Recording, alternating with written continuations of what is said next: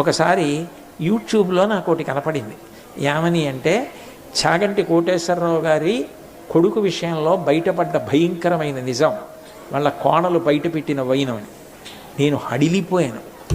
ఎప్పుడూ అంత అణకువగా ఉంటాడు, అంత మంచిగా ఉంటాడు, వీడు ఏం చేశాడు, నా కోణలు ఎందుకు బయట పెట్టింది, అసలు ఏం జరిగింది మా ఇంట్లో అని నేను ఒళ్ళు చెమట పట్టి ఒళ్ళు తుడుచుకొని మా కుటుంబ గౌరవమైపోయిందే, వీడు ఏం చేశాడనుకుని చూశాను. నేను 10 నిమిషాలు చూస్తేనే కదా, ఏమీ లేదు అందులో. ఆ హెడ్డింగ్ అలా ఉంది కాబట్టి చాగంటి కోటేశ్వరరావు గారి కొడుకు ఏదో చేశాడనమాట. కోడలు బాధపడి బయట చెప్పిందనమాట. రామాయణం తెలుసుకోకపోయినా పర్వాలా, భారతం తెలుసుకోకపోయినా పర్వాలా, మహాత్మా గాంధీ గారి గురించి తెలుసుకోకపోయినా పర్వాలా, కోటేశ్వరరావు గారి కొడుకు గురించి కోడలు ఏదో చెప్పింది, అది చూడాలని చూస్తారు. ఇప్పుడు వాడికేం కావాలంటే, ఇది ఎన్ని లక్షల మంది చూస్తే అంత డబ్బు